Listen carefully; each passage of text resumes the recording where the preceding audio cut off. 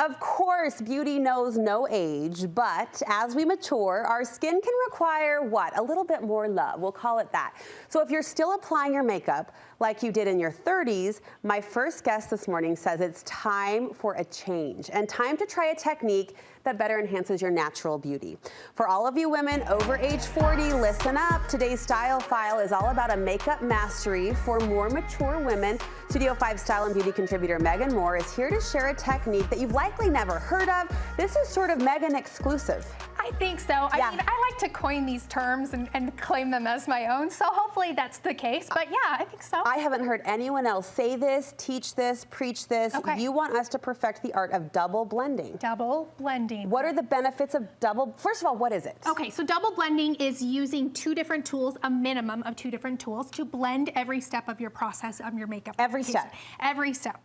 So I've talked about this before, that when we were younger, we were like slabs of marble, and now we're more like slabs of concrete, right? So we have a lot more texture. That's so terrible and so true. It's so true. We have pores, we have texture, we have fine lines, we've been weathered a little bit, you know what I'm saying? So if we're applying our makeup the same way we did in our 20s, we're not gonna get the same results we are getting now in our 40s and later. So sadly, and this isn't judgment, this is just sister to sister observational information. I feel like you almost see this in other women before you even see it on yourself, but is this sort of the makeup sitting on top of the skin? Yes, it's all the texture, it's all the pores, it's just things that just don't lay as smooth. They grab onto areas and then they don't like to spread out as much. So this is a way to spread the product evenly and give a really seamless blend from one color to the next and give you the most overall kind of smooth look that you can with more texture in your skin. Is this for every woman over a certain age? I think so. I think it doesn't add much time to your routine, but it does. The benefits are there, so I think it's worth it. Okay, you say there are 6 different options to pick up for each application, and from there we can pick our own 2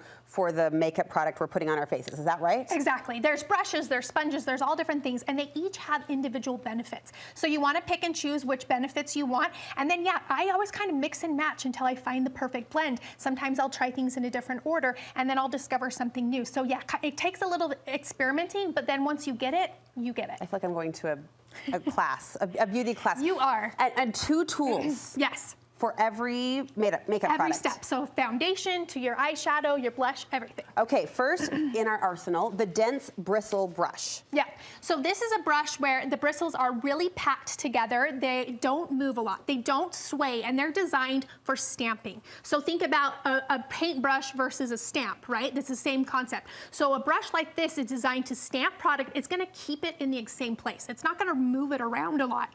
So this is a really great option for kind of putting on your foundation, putting on your concealer, and pressing it into those pores. Anywhere you want the makeup to not move. Like I am going to directly put that at this place on my face. And I want it to cover there, so I don't want it to spread out a lot. You like this brush? Okay, so this is my favorite foundation brush of all time. What? It is pricey, but it is worth it. It's the Rose & Ben C42. It is the best foundation brush. The angle, the cut, it washes beautifully. It's just perfection. I feel like you've been holding out on me. Have I ever heard of this brush before in my life? I don't know. And it's then fine. On the second one here, this is a concealer brush, same thing. It's meant for stamping. You can see those dent bristles. This is an Anissa brush, and so that's going to stamp your concealer and keep it exactly where you put it. But that would just be step 1. Yep.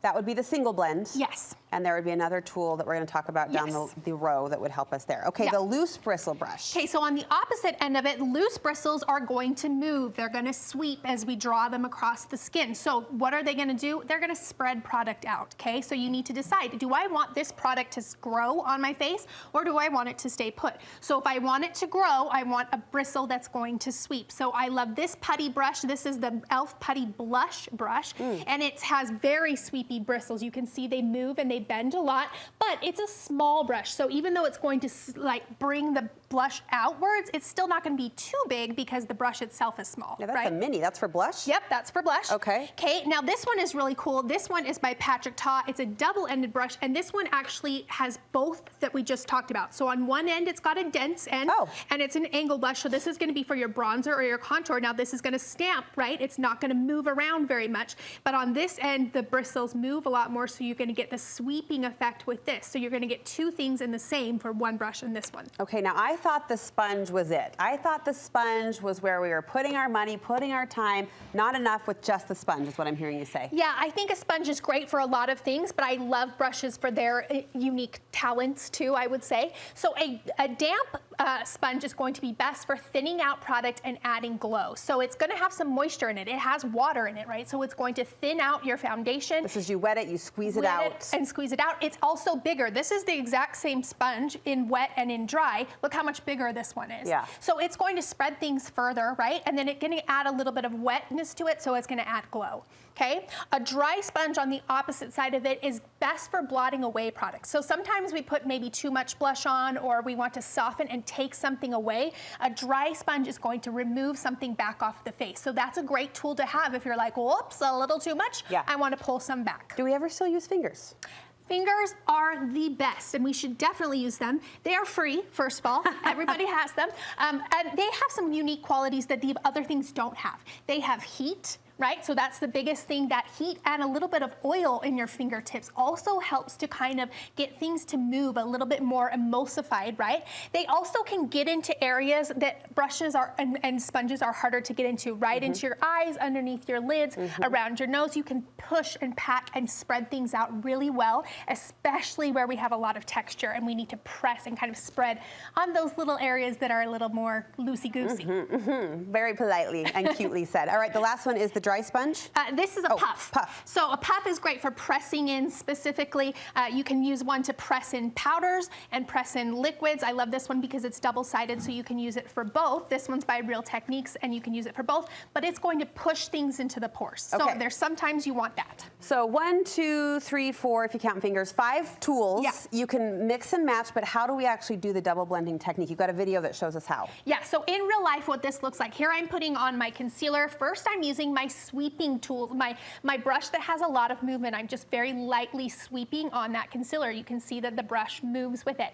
Then I switch to my stamp, and now I'm stamping and pressing that concealer in. And then third, I'm using a finger here. So between the 3 of those, I'm getting the best blend possible for my under eye. And look how nice and covered and smooth it looks. Lovely. Okay, so here's an option with pressing on a bronzer. Okay, I want it to stay in that location, and then I'm gonna soften those edges with a brush that moves. So I'm blending it in 2 different ways. Okay. Makes sense, yes, right? Yes.